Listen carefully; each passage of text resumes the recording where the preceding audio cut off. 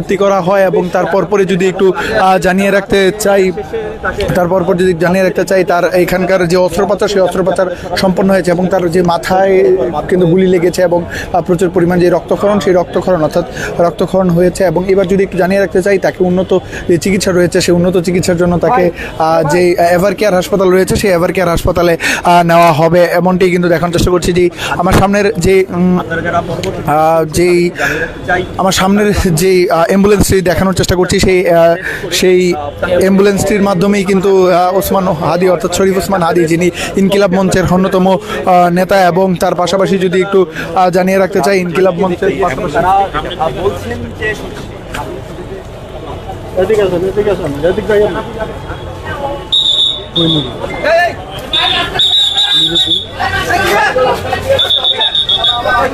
দর্শক দেখানোর চেষ্টা করছি যে অ্যাম্বুলেন্সটি রয়েছে সেই অ্যাম্বুলেন্সের মাধ্যমেই কিন্তু উন্নত চিকিৎসার জন্য এভার কেয়ার হাসপাতাল যেটি রয়েছে সেই এভার কেয়ার হাসপাতালে নেওয়া হচ্ছে শরীফ ওসমান হাদিকে। এবং তার যে অস্ত্রোপচার রয়েছে সেই অস্ত্রোপচার কিন্তু সম্পন্ন হয়েছে।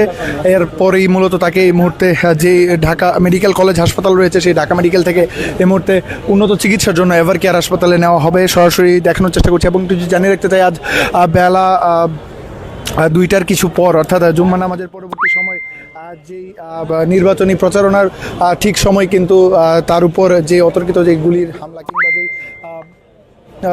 তার উপর যে গুলিবর্ষণের ঘটনা ঘটে তার পরপরই কিন্তু মূলত তাকে ঢাকা মেডিকেল কলেজের যে জরুরি বিভাগে এনে ভর্তি করা হয় এবং তার মস্তিষ্কে কিন্তু সেই গুলিটি লাগে এবং তার পরপরই মূলত তাকে দেখতে কিন্তু আমরা লক্ষ্য